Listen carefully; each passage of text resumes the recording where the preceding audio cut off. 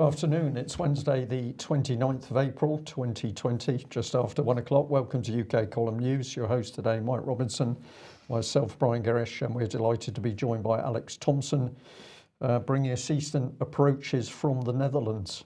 It goes on, Mike, it goes on, lockup. Lockup goes on, absolutely. So, well, we did actually manage to update the statistics today, Brian. So 3,149,000 global cases of COVID-19 today, 218,386 deaths, 962,804 recoveries. Now, what's very interesting, I'm going to ask Alex about this in a second, but what's very interesting about that figure is that the only two countries that don't seem to be publishing statistics on recoveries are the UK and the Netherlands.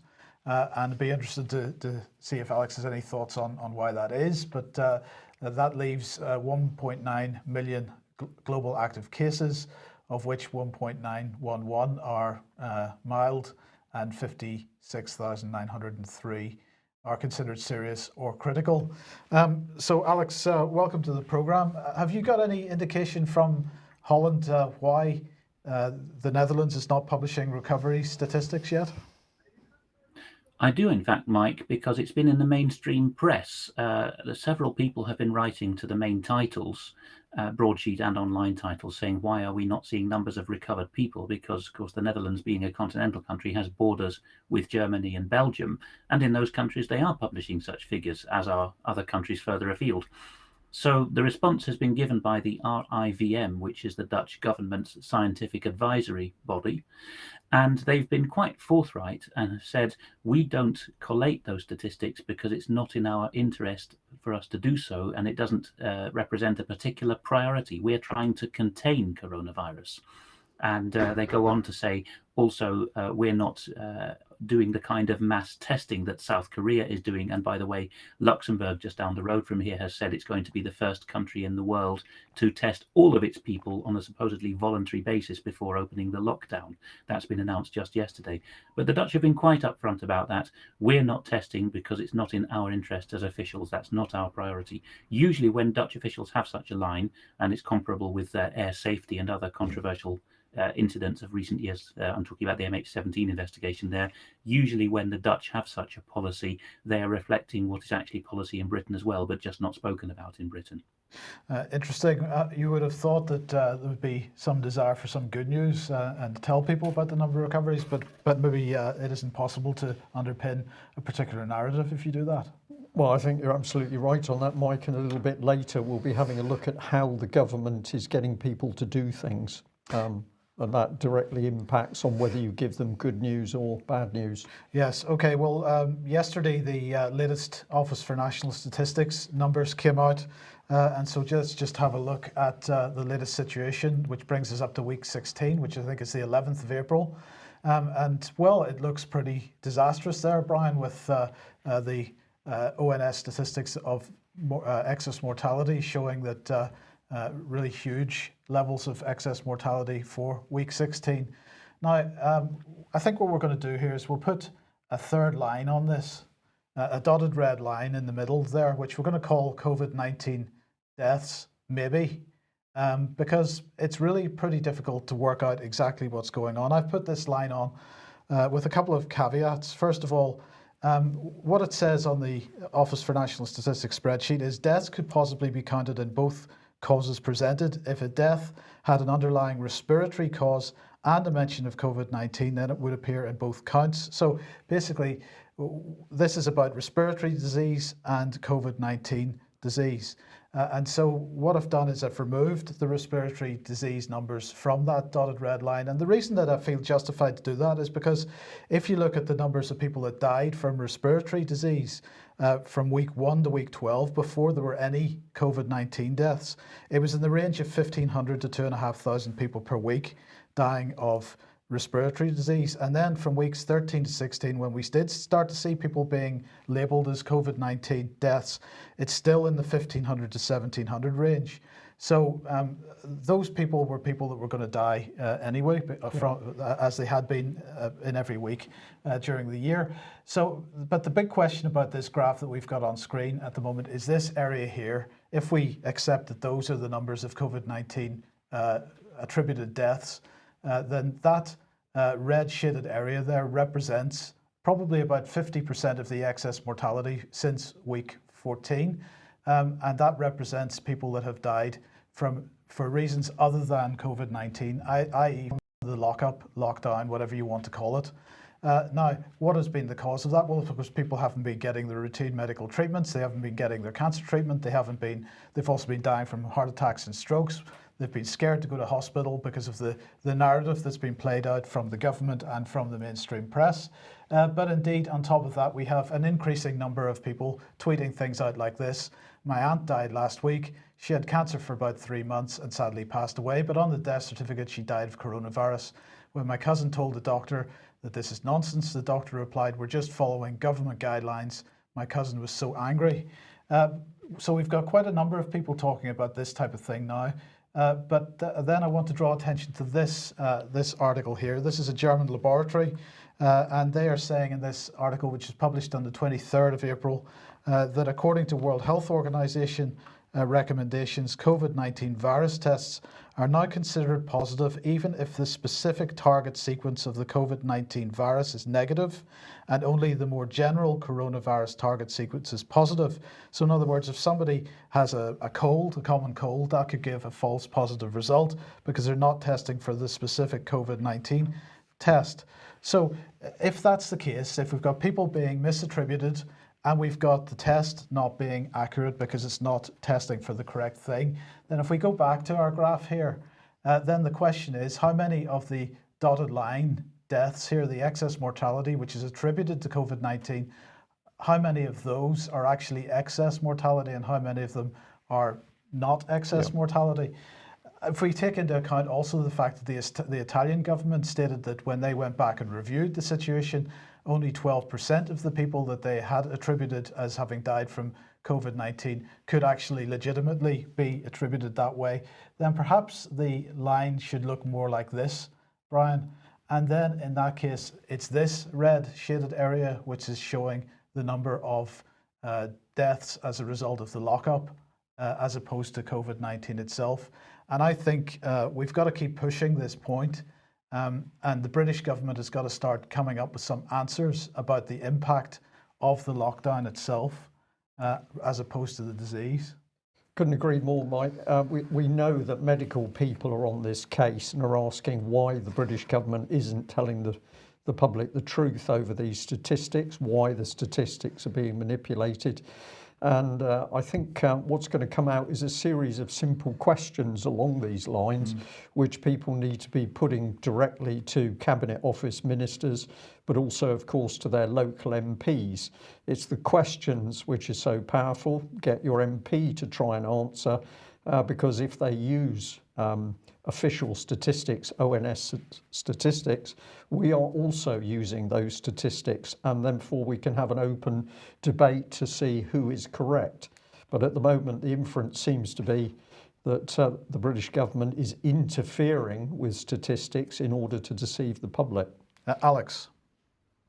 This argument that the lockdown itself is causing whatever excess mortality there genuinely is one that has now spread, first of all, to other English-speaking countries. There's been a very shared clip, and suppressed as well, of 2 California emergency room doctors talking about how it was not consistent with common sense to continue to treat the particular virus that we have this year as that much more dangerous that we should lock everyone down.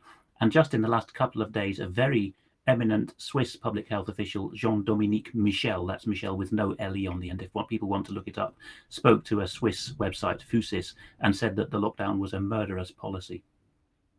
Yes, but looking at Ireland here, they have a curious lockdown, as you've labelled it here, because of course the Irish border, the Northern Irish border, was a big issue over Brexit. It's still an issue.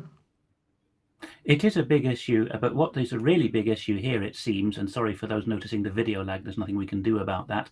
The really big issue is the competence of the Irish government's health minister, Simon Harris, who became the laughingstock of not just Ireland, but much of the world last week, when he said in a telephone interview with the mainstream press that COVID-19 is unlikely to have a vaccine developed anytime soon because, quote, there's been 18 previous coronaviruses and nobody developed a vaccine for any of them.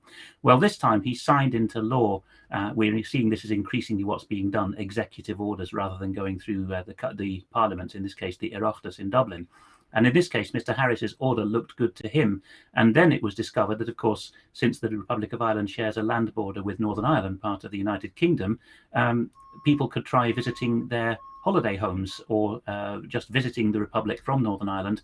And after a few test cases, An Garda Síochána, the Irish police in the Republic, found that they had no powers to detain people who were not ordinarily resident in Ireland as a republic, as a state. So this is a curious example of not even a territorial order, but one confined to residents. That maybe gives us a peek into what's going on.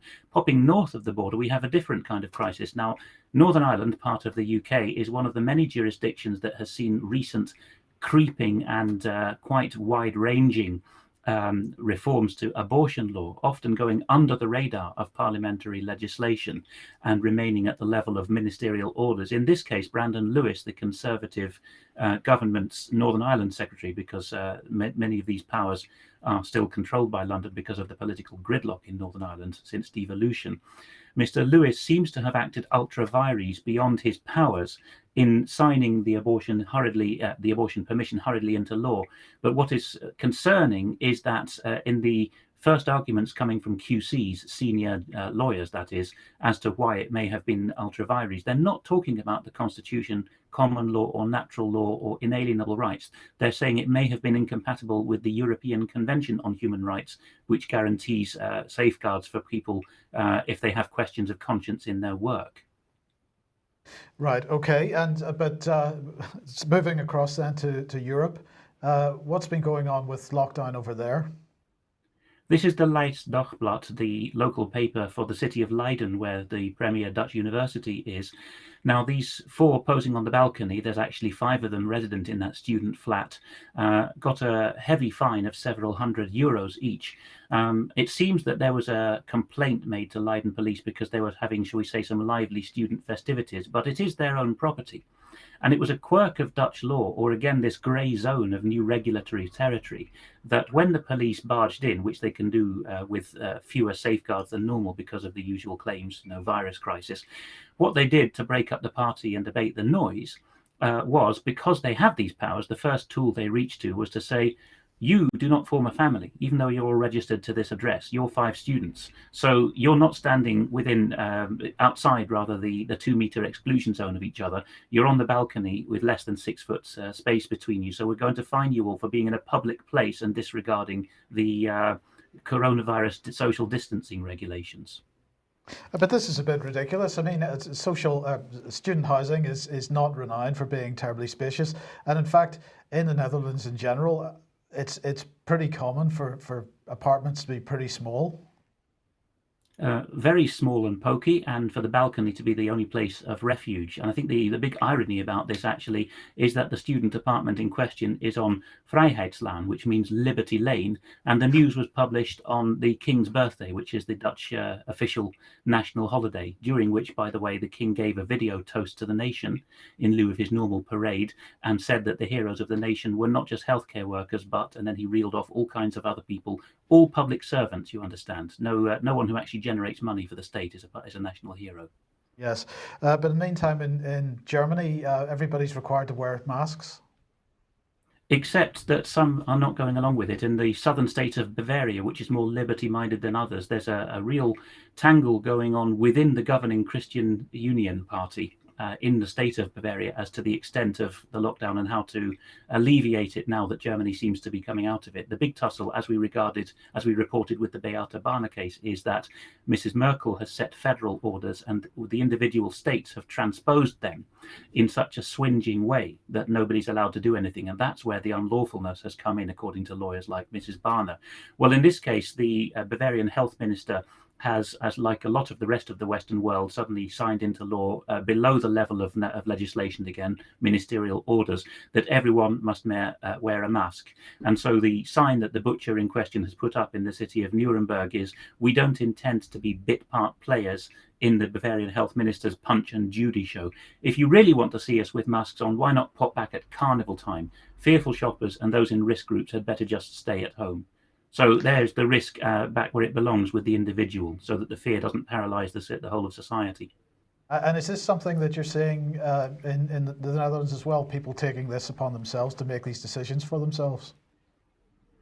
Yes, unfortunately, all over Europe, there's this habit of saying, "What am I allowed to do? Let me look up the rules." The Dutch are more liberty-minded than most, but you're starting to see people taking the initiative of saying, "I'll wear a mask if it allows me to go back to work." In fact, the Scottish Review had a piece just this morning with the same mindset. You know, if the benefits outweigh the drawbacks, then I will wear a mask. And so the drawbacks is apparently not particularly important. That's just that you can't speak to anyone or show emotion or interact. But the so-called benefit is that you are graciously then allowed to shop or work. Yeah. So, Alex, quite remarkable. We're seeing the law made up in UK by the police. We're seeing the law made up in Holland, and there's some rebellion there in Germany. That's happening all around COVID. But behind the scenes in UK, we've got other subtle changes going on, and many thanks to the viewer who highlighted this document to us. It's the Adult Court Bench Book. Now, this is guidance from magistrates. I hope a little bit of video. Yes, it started to play. 200 pages of everything. This book is telling you how the magistrates, how they're going to deal with every single item. It goes on and on and on in more detail. And the inference is that you can't think for yourself as a magistrate. You simply have to go into this book and see the guidance. I'm going to stop it there because it goes, as I say, on and on and on in more detail. But let's have a look at some of the things that it's talking about. Now, if you want to go and look at this, you can find it on the government's own website. Just put in Adult Court Bench Book, and up will come this document, and you can download it as a PDF. But what are we interested in? Well, this was one of the early statements, an amendment to page 178, paragraph 119, energy disconnection warrant has been removed. Now, we only had a limited time to see what was important. I have a feeling that this is important because we know that there's a greater movement towards disconnecting people who don't want a smart meter, for example. It goes on, and it's talking about surcharge amounts payable for increased offences, and it also talks about page 126, information on the approach to council tax enforcement, which has been amended. So we've got millions of jobs being lost, the economy's destroyed, people are really suffering, but what is coming out is more draconian laws which are going to be imposed. So this is part of it, and I found this really amazing, really. Utility warrants. Representatives of utility companies may apply to a magistrate's court for warrants of entry to premises to inspect, read a meter, install prepayment meters, and or to disconnect a supply. Well, that's pretty onerous, but have a look at this. A majority are now dealt with in, quote, bulk applications via telephone conference. The applicant will take the oath and outline the details of the applications over the telephone. Magistrates do not see any paperwork, but details are placed on the applications register to create a formal record. This is corruption, Mike. We've got bulk applications, no paperwork, and of course we've been seeing this in relation to council tax. Absolutely. Council tax, the first council tax bill issued in April every year. By June, the councils know who isn't paying, and so they head off to the magistrates' court with a spreadsheet with whatever number of thousand people there are in their particular council area who aren't paying, and they get enforcement orders pushed through en masse, just like this. So it echoes this very clearly. And I'm just going to recap that for people. Bulk applications, magistrates do not see any documentation. So you're a utility company, you can use the court as the place of business to put somebody under pressure. You don't have to deliver the paperwork in a normal way, only the person who's trying to defend themselves against the attack. Well, let's go on. There are some additional comments in this document. When considering any application, the court must be satisfied that the company or its employees have a right to enter the premises, that access is reasonably required. If entry sought to enforce payment, there has been a demand for payment, the sums owing. So this is all very well, but if you're not actually looking at documentation, of course, this is all built on sand. Presumption of guilt as well. Well, exactly. So we've got biased preferential treatment to the utility company, whilst the ordinary man or woman in the street is in a really insidious position. This is not proper law. This is something very, very draconian. And it gets worse because later on in the document, it starts to tell people in the court what language they can use. And this was to do with disabled people. It shouldn't be used as a collective noun. Disability or impairment is not the same thing as an illness. There's comment about mental illness, but it also goes on into other areas along this line. And what I found fascinating is in the middle of this document, we've got the World Health Organization, which is busy telling us what we can and can't do to counteract COVID-19, but apparently it's also now telling us what we can and cannot do within our courts. So I found that particularly interesting. People need to read this to see how draconian this control of language is. This is part of it. British. Care should be taken to use the term British in an inclusive sense so that it includes all inhabitants and citizens of our multi-ethnic, multicultural society. Exclusionary use of the term as a synonym for white English Christian is unacceptable. So this is controlling the language, and you control people's thoughts and behaviours. Before I just end with another slide, Alex, this is immensely dangerous stuff. You're doing some work with the law at the moment. We've clearly got major change to our constitution and common law just happening out of sight of the public. Yes, and although it's happening at the sub-national parliamentary level, for example, through court regulations or ministerial decrees or health board regulations, the buck always stops in a monarchy with the crown and in a republic with the president, because crowns and presidents are on their oath to the people, in our case, the Queen's coronation oath. And of course, royal assent provided to each bill is another area we can look at, because for nearly 200 years now, that's been a sham. The monarch has not provided that assent in person. So we have people, as it were, stripping the carcass of the monarchy and public service and wearing its, as it's said these days, wearing its carcass as a skin suit while demanding respect. If people do come up with this document, the Adult Court Bench Book, which of course applies to England and Wales, not to the whole of the UK, although similar things are happening in Scotland and Northern Ireland, I would direct them to page 142 and 143, which I think you're about to talk about. But they're summing up there what a judge should say these days to a jury about finding guilty or not guilty. Of course, in Scotland, you can also find the case not proven, which is a much better option. And in that list, it still says the burden of proof rests with the prosecution, and the standard of proof is beyond reasonable doubt, although that's being chipped away at. And it's only occasionally that the burden of proof is reversed and rests with the defendant. Now, how that squares with this Northampton call centre that people have started to get wind of in the case of warrants, we don't know. Alex, thank you for that. I didn't actually have more on that bench document. Am I correct in there? Did you say that beyond reasonable doubt was used in that document? Yes, if you look at page 142 of the document, you will find that the bullet point, the third one down the page, which is about to be reported on in your next slide, is that judges are being told the burden of proof rests with the prosecution and the standard of proof is beyond reasonable doubt, end of bold type. And then the blurb in standard type is, this means that you, this is the judge speaking to the jury, this means that you have to be satisfied so that you are sure that the accused is guilty. If you are not sure, you will find the accused not guilty. And elsewhere in this document, the suggestion is that beyond reasonable doubt should be dumbed down in some way because an average juror can't understand it now. Right, thank you for that, because that is the beg your pardon, sorry, that is the connectivity with this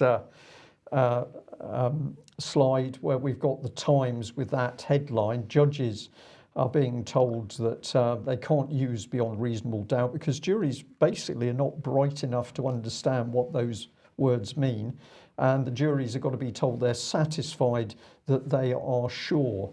So this is more hypnotic language by the government, because it is basically putting in our minds that even as an adult we really can't grasp these very difficult concepts, and we are children.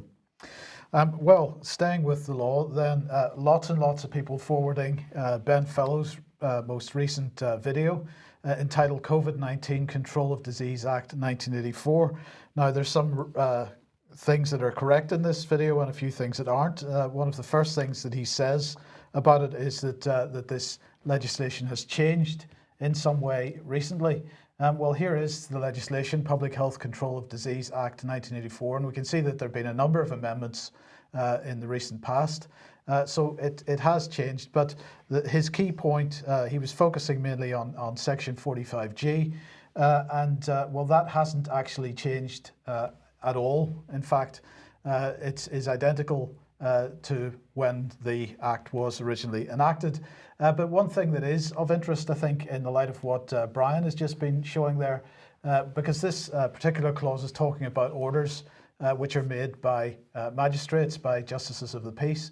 And of course, as we've just pointed out, these orders don't have to be made on an individual basis. They could be made as block orders.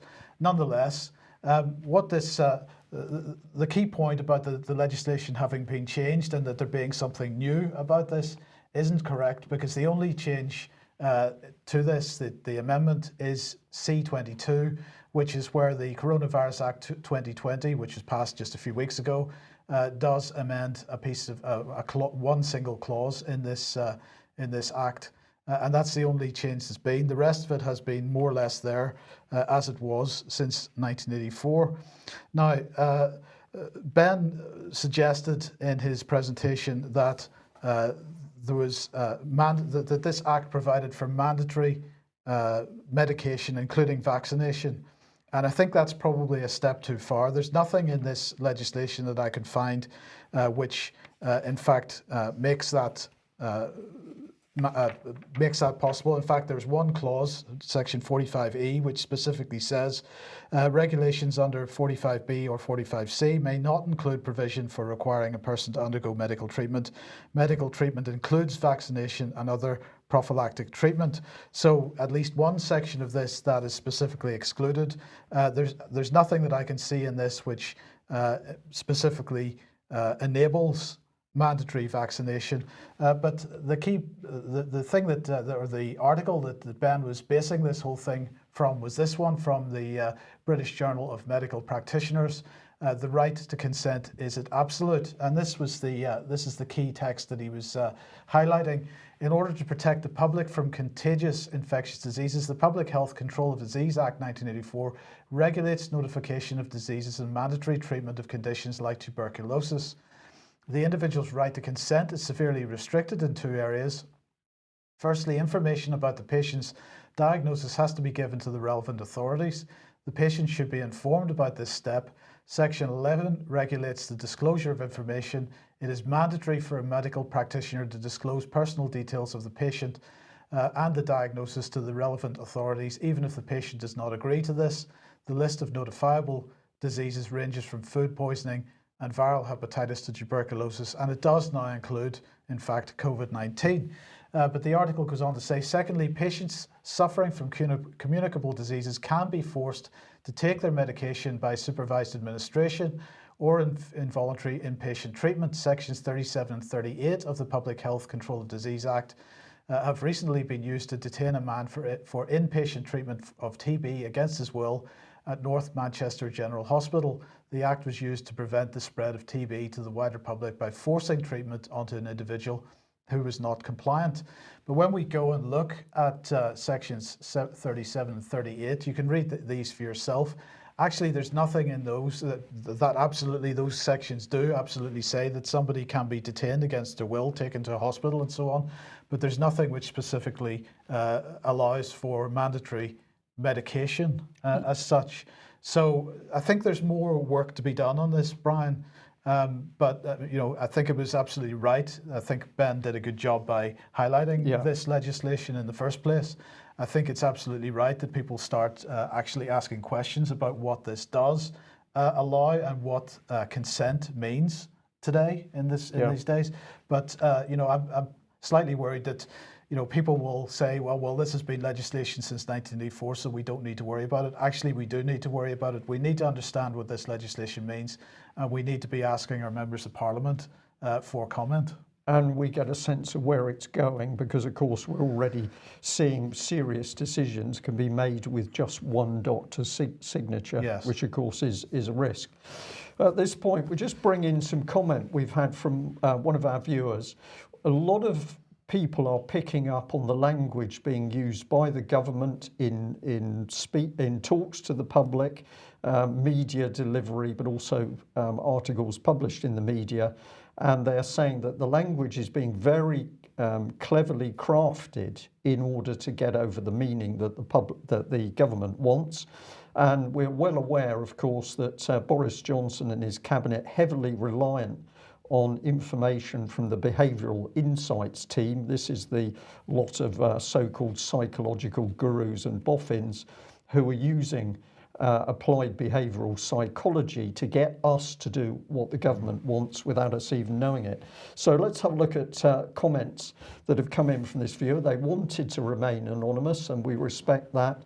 I can also say that they're well qualified in the training that they've had. Let's have a look. It would be difficult to find any statement by any politician, public figure, or royalty that is not using NLP, hypnotic, authoritarian, no matter how nicely spoken language, and non-verbal techniques. The meaning of the communication is the response you want to get. We can fight this COVID together is given as an example, and it presupposes COVID is there and that we want to fight it. And the comment is it's always stated in positives. Tony Blair and New Labour identified as the NLP party. We understand this because we know that Tony Blair and his team put a lot of effort into getting this behavioural psychology started. The first rule of hypnosis is repetition, repetition, repetition. Then create a yes set. You understand? Yes, this is important. Yes. The third yes is pretty much a given. And the moment that yes comes, you as an individual are under the hypnosis of where the government, for example, wants to take you. The whole use of the noun COVID and the ensuing debates presupposes that it exists, and the same with the presupposed symptoms. As long as we all debate them, then the psychological effects take place. It's not about true or false, it's about the response behaviour. Are the political systems trying to influence us? Yes. You'd be stupid to think that's not the case. The evidence is in the behaviour you partake in against your will and better judgment unwittingly. All language is hypnotic by nature. Conscious application of that fact evidences the user's intention. NLP hypnosis will not go away. The public needs to become more aware of the language with which they've been indoctrinated and who is exerting this pernicious control. And at that point, I'm going to once again put up this very important government document called Mindspace. All you have to do is search online for mindspace.pdf, and you can read the British government boasting that it can change your views and values and behaviour by using applied behavioural psychology. We'll end that segment by saying that, of course, the British government was working alongside French applied psychology teams, of which key people were from Sarkozy's personal staff, one gentleman, Oliver Willier, and they were looking at how psychology could be used in both UK and France to change the way people behaved. So we've got lock-up. That's been achieved without a whimper because of course people have been terrified. They are fearful of the virus. That is the line that's been spread. And when people are fearful, they're even more vulnerable to the hypnotic suggestion. Well, let's follow it along. Where are we going? We had lock-up first of all. The in phrase is now contact tracing.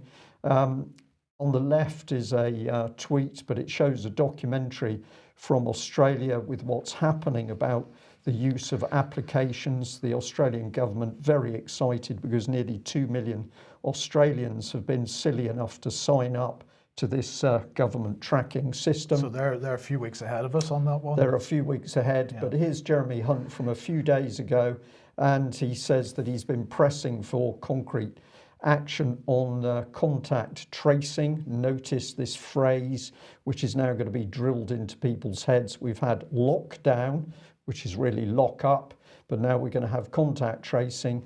And this was his tweet. I've been pressing for concrete action on contact tracing, but today Matt Hancock has delivered with 18,000 people being recruited alongside widespread testing. We have a clear exit route from the current lockdown, and our approach comes much closer to global best practice.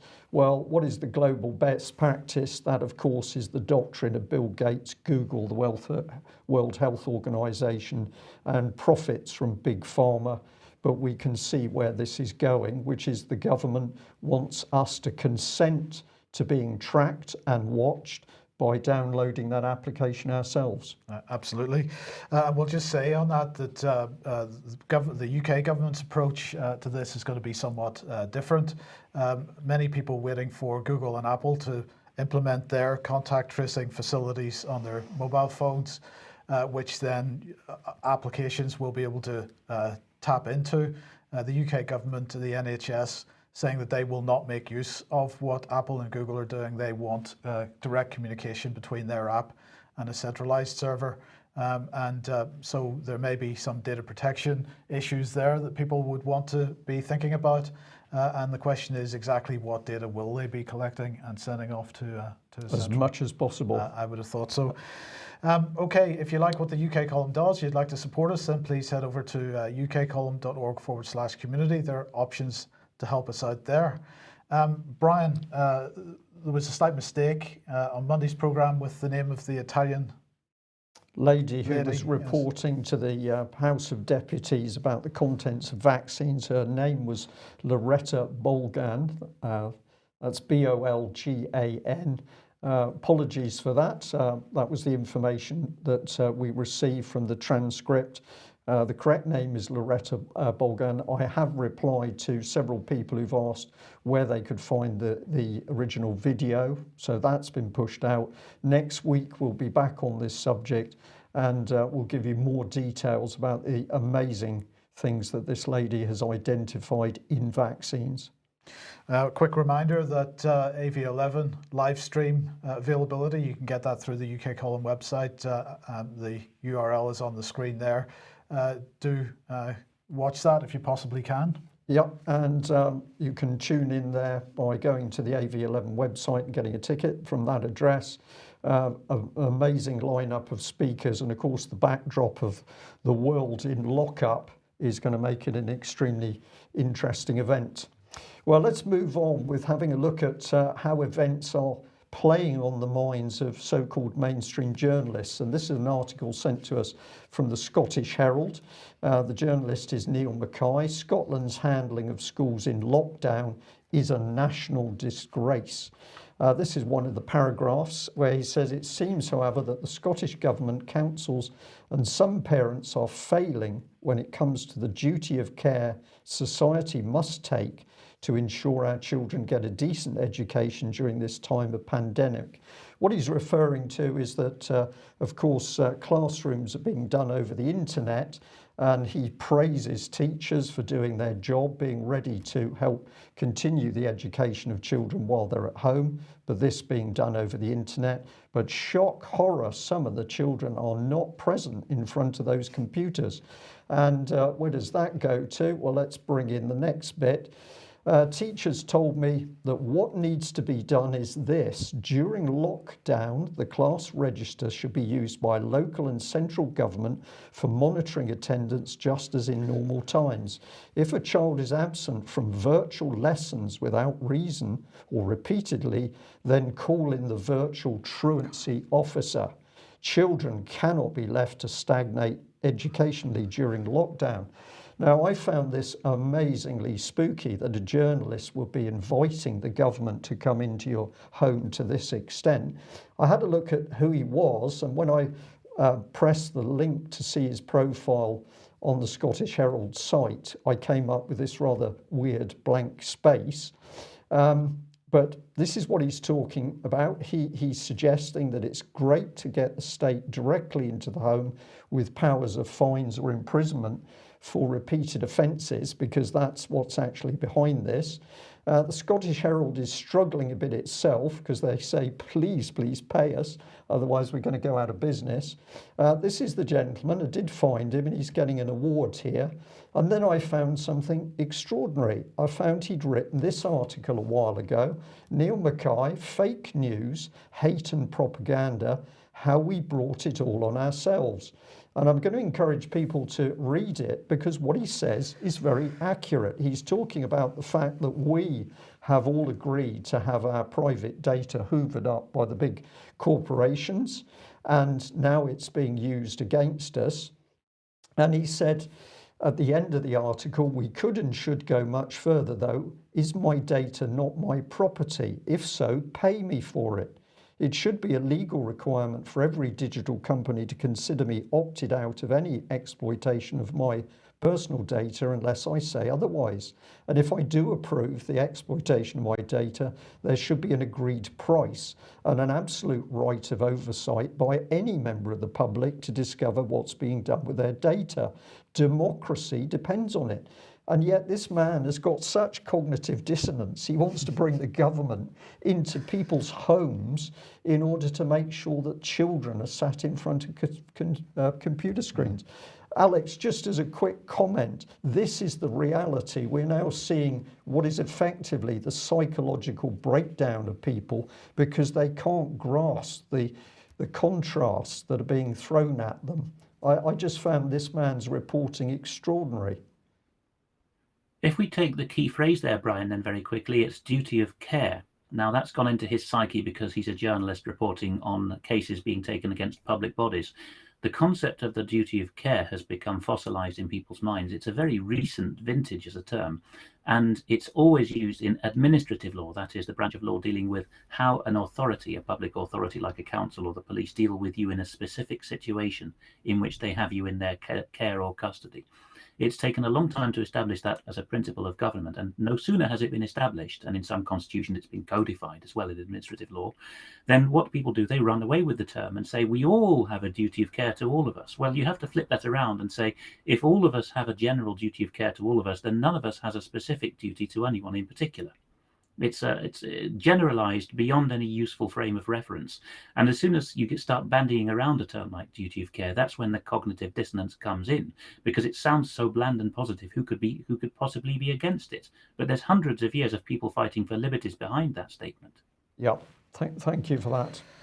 Okay, let's move on to this. And once again, the article that we published on the UK Column website, the British military information war waged on their own population. I really would like to encourage as many people to share this as possible, because this really gives a bit of the background to where we are with the whole counter-disinformation situation, but also this idea of the fusion doctrine, which is really, really important. Now, this, of course, we covered this issue of 77 Brigade, the fact that they now have 4,000, up to 4,000 people actively dealing with so-called disinformation on the internet with respect to COVID-19, and up to 20,000 people sitting in reserve. Well, last week, Oliver Dowden, who is the Secretary of State for Digital Culture, Media and Sport, was giving evidence to the Digital Culture, Media and Sport Select Committee. Of course, he was doing it remotely, and he had this to say.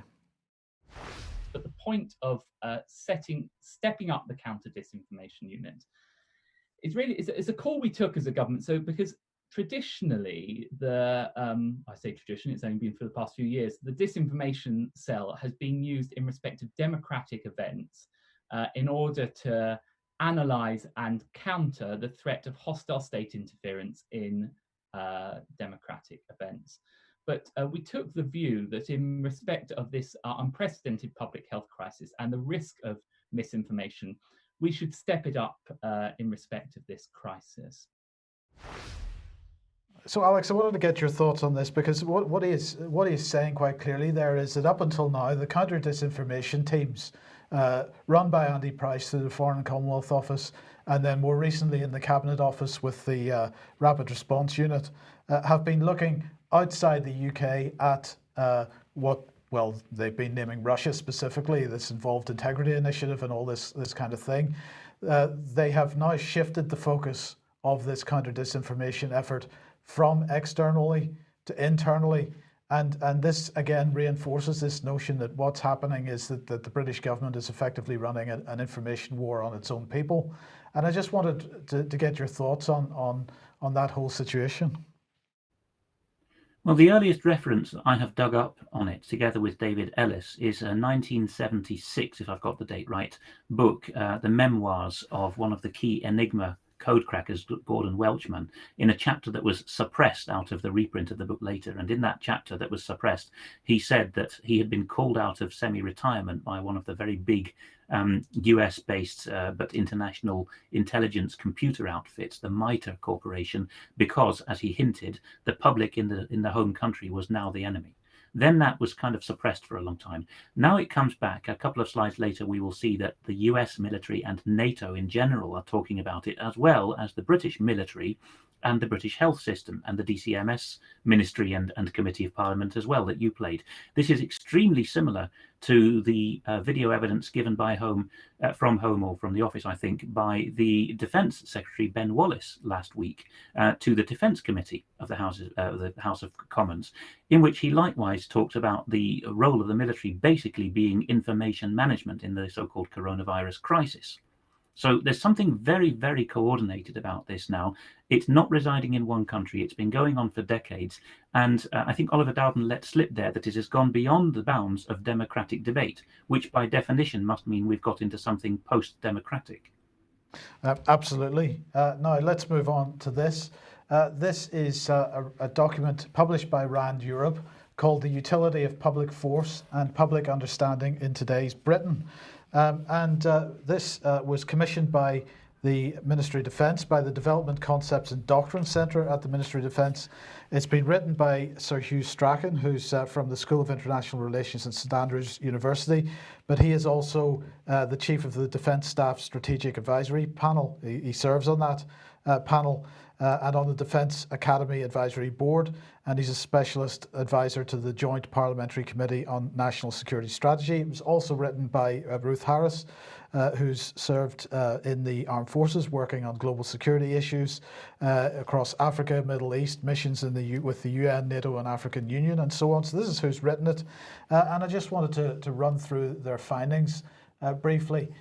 So hybrid war targets the role of popular opinion in shaping national strategy. They're absolutely encouraging the use of this. Social resilience, this is a term which we're finding absolutely part of the whole COVID-19 narrative, receiving increasing attention in relation to national security, they say. And the effect of ignoring domestic resilience is to undermine deterrence. And they make some recommendations. So emphasising the shared responsibility of resilience, there's that word again, developing a UK concept of deterrence, creating coherence in communications, connecting the armed forces and the government. So this is the fusion doctrine once again, engendering clarity and transparency regarding the wars Britain can fight. Now, what kinds of wars can Britain fight? Well, actually, RUSI recently published a report which says that the wars that Britain should be fighting are proxy wars, and they used Syria as a perfect example of that, where Britain and the United States funded the so-called rebels. We might call them terrorists. So this idea that Britain can fight proxy wars and hybrid wars is something that's absolutely being promoted here. And finally, being open to debate on national service. Now, the question has been asked, what is going to be done with all this excess labour, which is being created by the COVID-19 crisis and the lockup? Lots of people losing their jobs. What's going to be done with it? Is it going to be brought into national service? If it is national service, what kind of national service are we going to find people running? Hybrid warfare operations? Are they going to be running counter disinformation programs? This is a very good question. So we'll end on this because Lucy Fisher from the Times highlighted this thing, and she said that this report has found its way into number 10 and will feed into the delayed integrated review on foreign policy, defence and security, she's told. So, Alex, have you got any thoughts on this, and what direction is this country heading in? Just thinking on my feet, because we're in borrowed time already, what I'm seeing here is that the Anglo-Saxon countries have got a particular constellation emerging from this. They've got a population, a huge proportion of whom has gone to universities, so-called, mostly fake universities, or very recent ones that were previously very good technical colleges and then had all their methods and equipment smashed in order to force them into the university straitjacket.